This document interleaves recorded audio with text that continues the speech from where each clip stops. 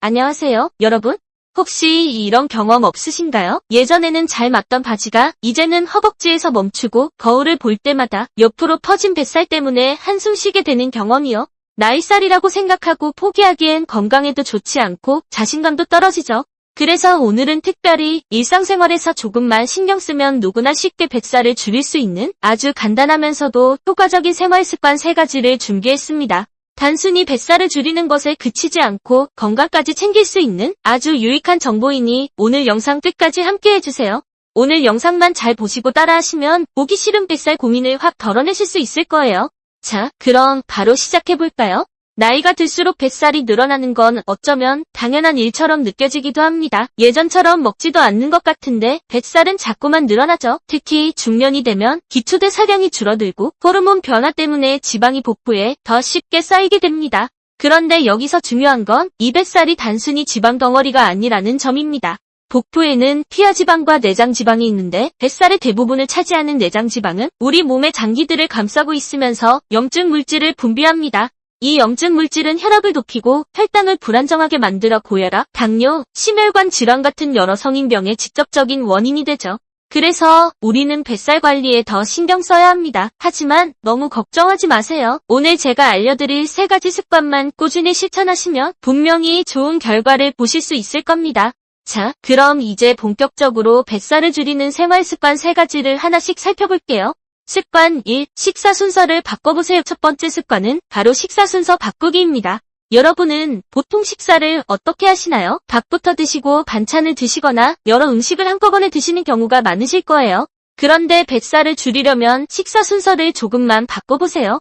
바로 채소, 단백질, 탄수화물 순서로 먹는 겁니다. 이 순서가 중요한 이유는 바로 혈당 스파이크를 막아주기 때문입니다. 혈당 스파이크란 음식 섭취 후 혈당이 짧은 시간 안에 급격히 상승하는 현상을 말합니다.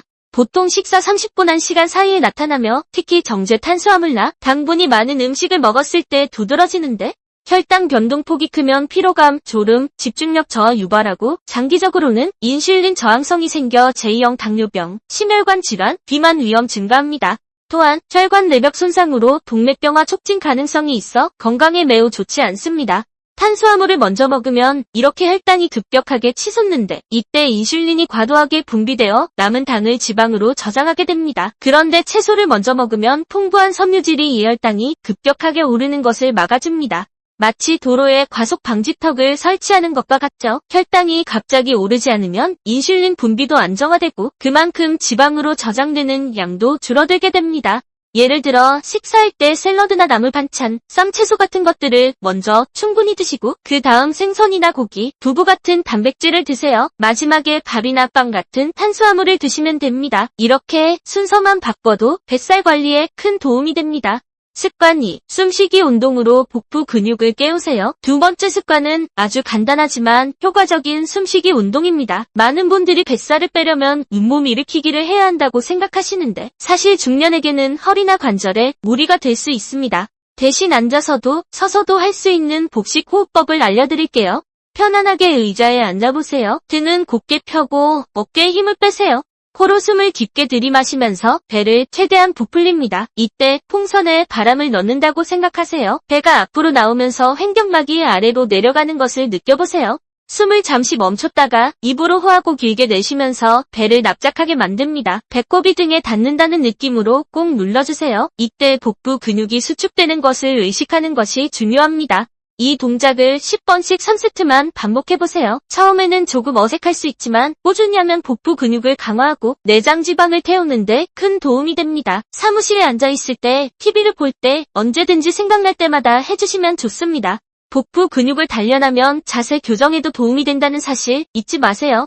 습관 3. 이것으로 바꿔보세요. 마지막 3번째 습관은 먹는 것을 바꾸는 것입니다. 거창하게 식단을 완전히 바꾸는 것이 아니라 우리가 자주 마시는 음료 하나만 바꾸는 겁니다.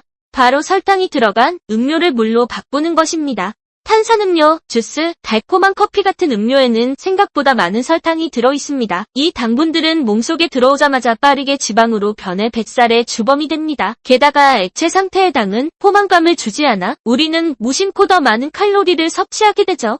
따라서 갈증이 날 때는 물을 마시는 습관을 들이는 것이 좋습니다. 물은 포만감을 주고 신진대사를 활발하게 해줘서 다이어트에 가장 좋은 음료입니다.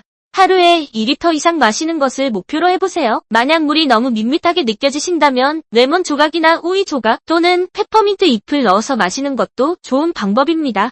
이 세 가지 습관 어떠세요? 생각보다 어렵지 않죠? 뱃살을 빼고 싶지만 오늘 알려드린 세 가지를 한꺼번에 시작하기가 부담스러우실 수도 있습니다. 괜찮습니다. 욕심내지 마세요. 오늘부터 딱 한 가지부터 시작해보세요.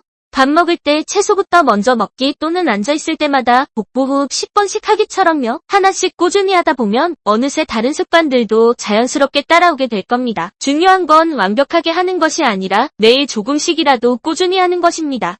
포기하지 않고 꾸준히 실천하는 것이 결국 성공의 비결이라는 것을 잊지 마세요. 오늘 알려드린 내용 꼭 기억하시고 여러분의 건강하고 활기찬 중년 생활에 도움이 되셨으면 좋겠습니다. 혹시 오늘 내용 중 궁금한 점이 있으시면 언제든지 댓글로 남겨주세요. 제가 직접 답변해 드리겠습니다. 다음에는 더 유익하고 재미있는 정보로 찾아오겠습니다. 오늘 내용이 좋으셨다면 구독과 좋아요 그리고 알림 설정까지 꼭 부탁드립니다. 여러분의 따뜻한 관심이 저에게는 큰 힘이 됩니다. 감사합니다.